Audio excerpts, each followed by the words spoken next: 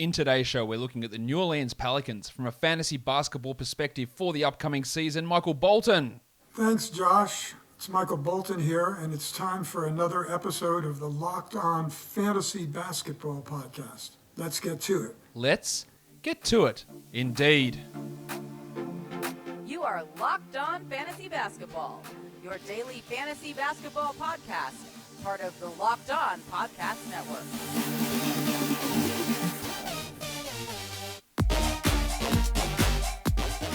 Hello and welcome to the Locked On Fantasy Basketball Podcast, brought to you by Basketball Monster. My name is Josh Lloyd and I am the lead fantasy analyst at basketballmonster.com and at Yahoo Sports Australia. And you can find me on Twitter as always at redrock_bball and on Instagram at Locked On Fantasy Basketball. Today's episode is brought to you by Rock Auto. Amazing selection, reliably low prices, all the parts your car will ever need. Visit rockauto.com and tell them that Locked On sent you.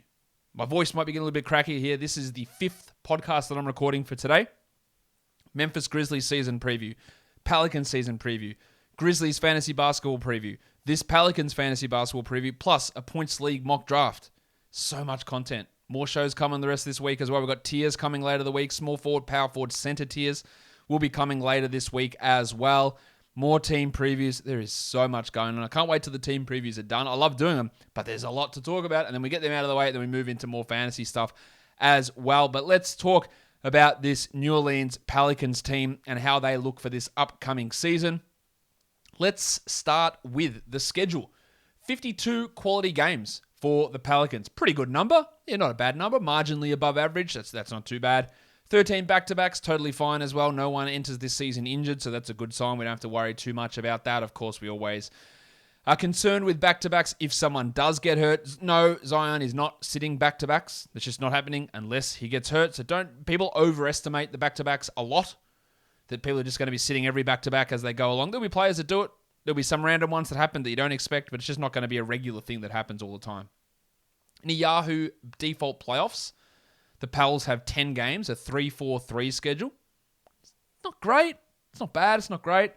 And in my default playoffs, which end March 20th, they have 10 games. Yeah, it's a little bit better. 3, 4, and 3 across that time frame as well. So that's how it all looks at this point for the Pelicans. Again, an okay schedule, probably an average schedule, marginally above average quality games, marginally above average or below average back-to-backs, which is a good thing. Playoffs aren't the best, but they're not terrible. Not too bad on the schedule side of things when looking at the New Orleans Pelicans. What can impact their projections? What are the pressure points for this team? I think Jonas Valanciunas is a pretty big one there. Jonas Valanciunas. If Valanciunas plays 30 minutes a night, he probably pushes into the top 50.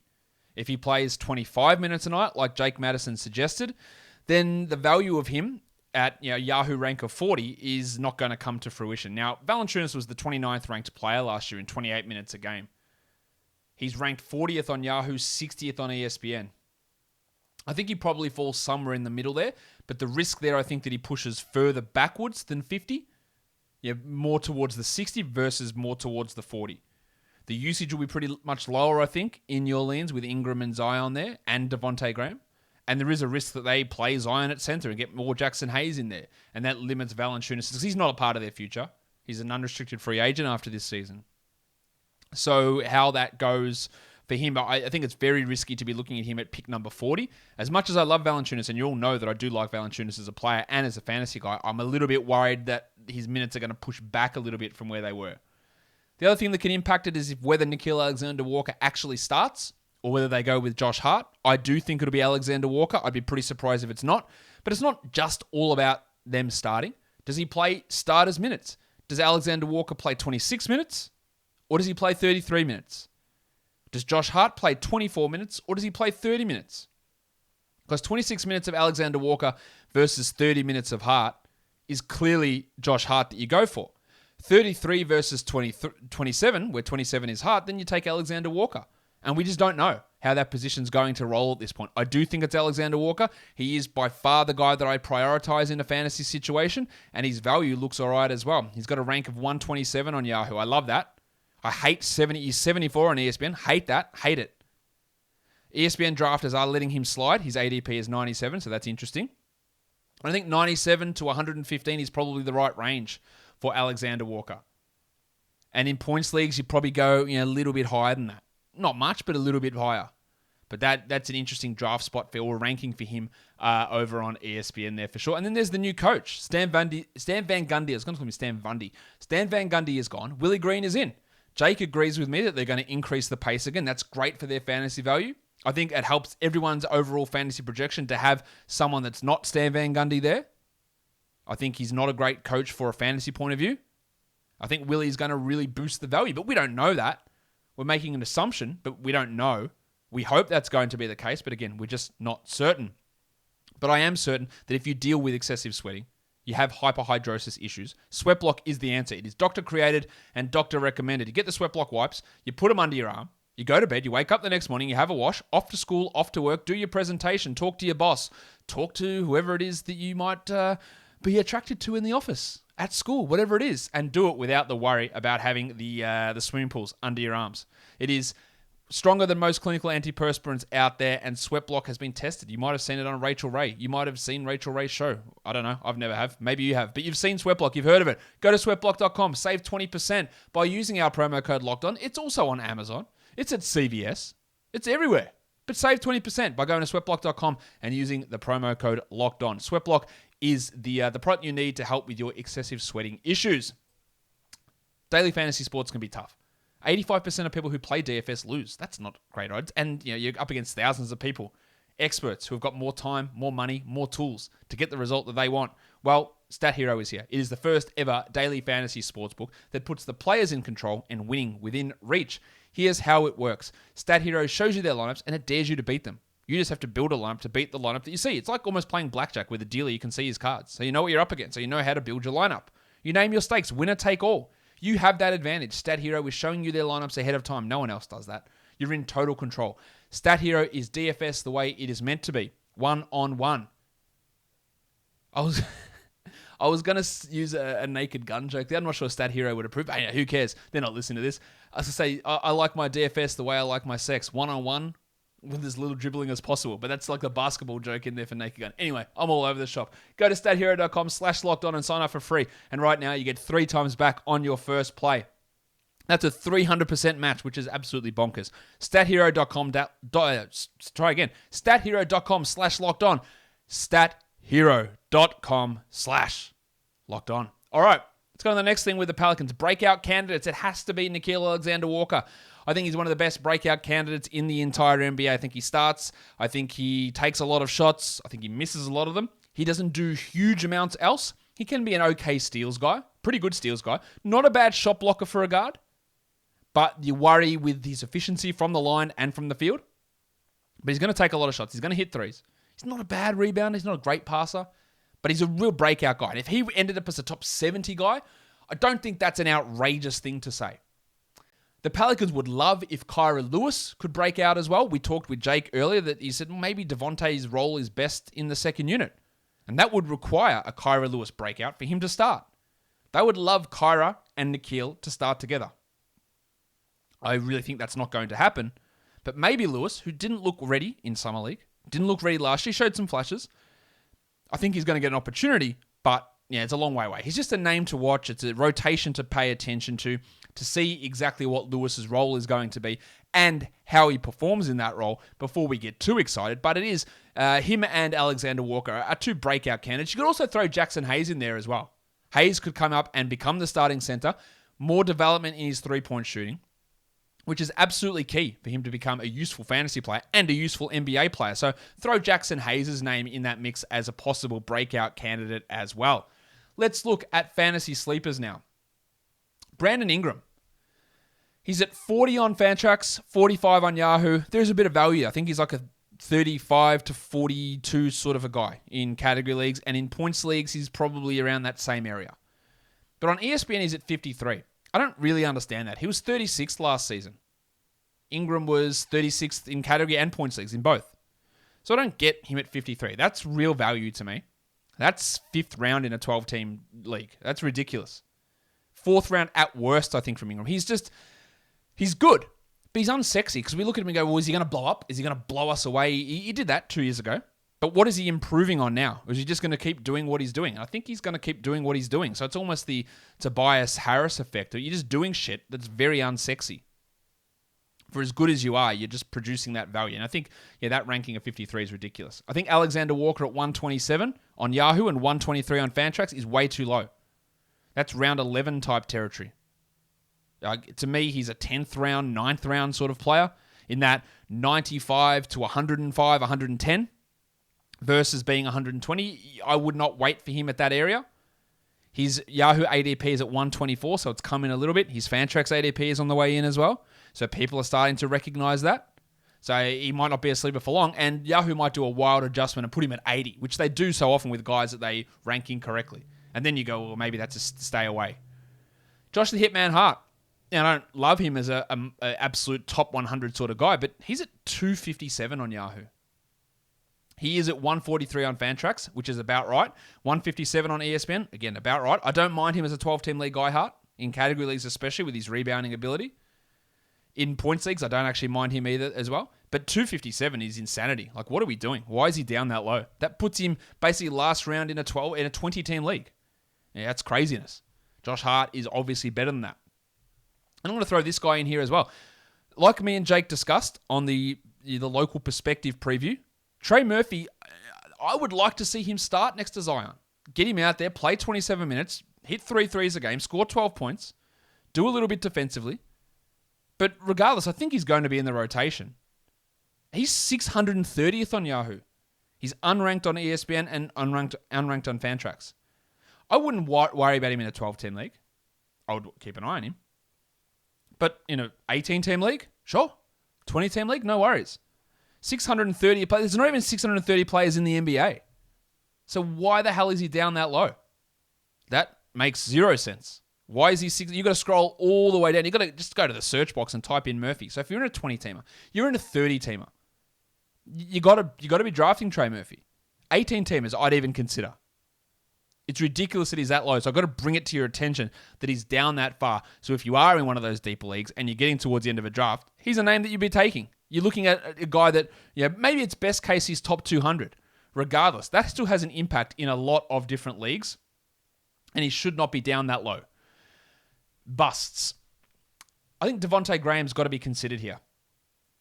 Graham was all right last year. It wasn't a great situation for him. 116th in category leagues. Played 30 minutes a night, though. So he wasn't playing 22 minutes a night as a backup. He played 30 minutes. He was 101st in a points league in 30 minutes. I do expect him to be better.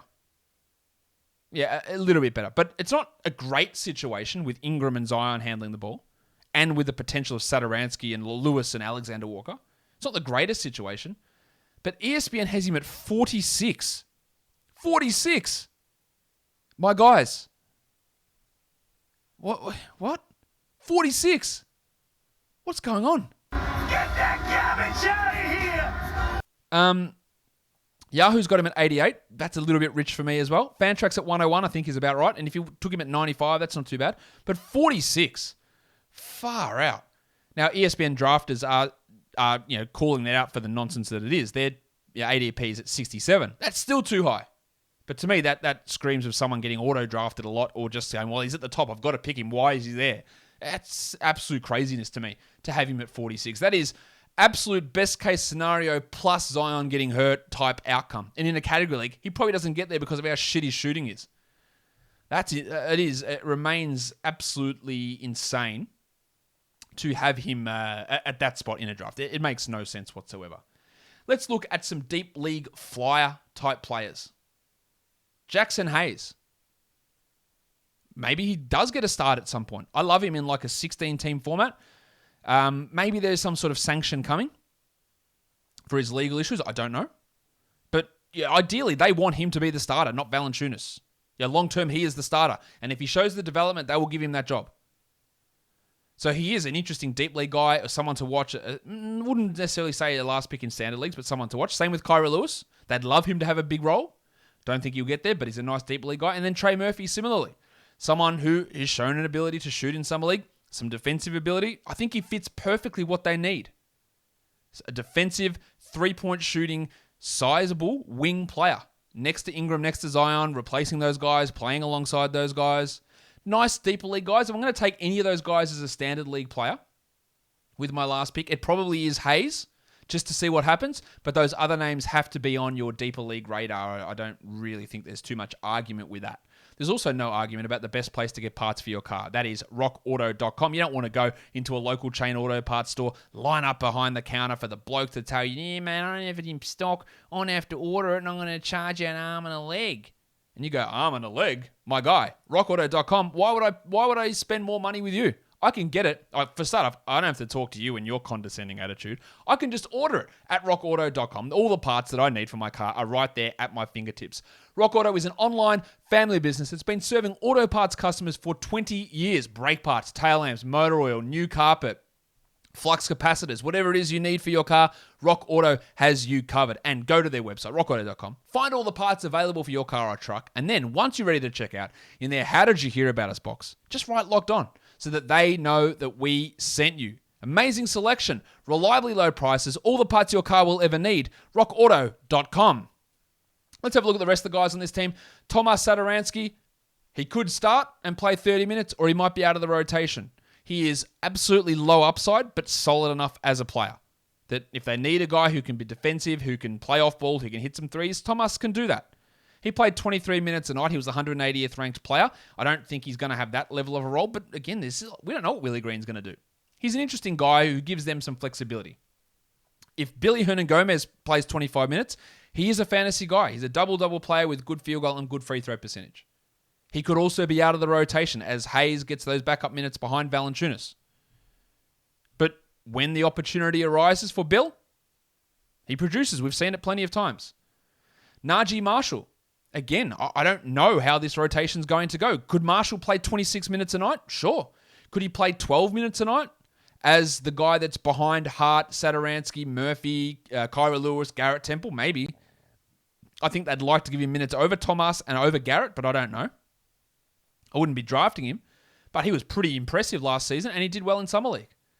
Garrett Temple, it feels like everywhere he goes, he gets too many minutes. I don't think that'll be the case this year, but watch. Regardless, he's usually a terrible fantasy player. He played 27 minutes a night for the Bulls last year. No wonder they missed the playoffs. Herb Jones, second-round guy, great defensive stats in Summer League, just not going to get an opportunity this season. Dalton Holmes and Jose Alvarado are their two-way guys. There's too much depth on this team for them to have any impact. And then Didi Luzada, who defends really well, but the shot is just abysmal. And I don't think, again, with guys like Jones, Marshall, Murphy, Satoransky, Temple, all ahead of him playing the same position, I don't think we're going to see much of Didi this season. They've also got Wenyen Gabriel on the roster, but they need to cut someone. They've got too many players there. So I think that he is the most likely guy to get cut. But maybe it is Didi that ends up going, or maybe they agree to some sort of buyout with Garrett Temple. So he isn't on the roster. So that is how that team looks. Now, if you want to just go through things, did I even talk about Zion Williamson? I didn't talk about Zion Williamson. Let's talk about Zion Williamson. Zion last year was the 41st ranked player in a category league. Zion is currently ranked 20th on ESPN, 17th on Yahoo. In a points league, he's a top 10 pick. In a category league, I have no problem with taking him in the second round, understanding that I'm punting free throws, and he's probably a top 12, top 14 guy in a punt free throw scenario. I think he's going to get more assists. I think he's going to absolutely blow through the roof this season, and I think that he is a second round guy.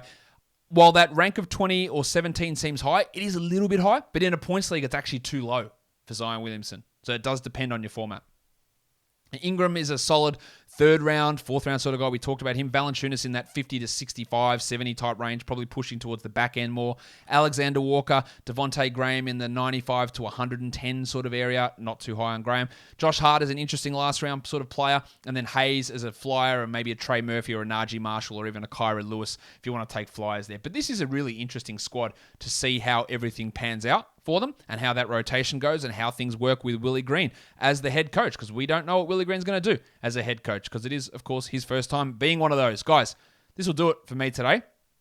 Follow this podcast, Apple Podcasts, Google Podcasts, Stitcher, Spotify, and on the Odyssey app and on YouTube. Give me a thumbs up. Leave a comment down below. I hope you've enjoyed all the content that's come today, guys. We are done here. Thank you so much for listening, everyone. See ya.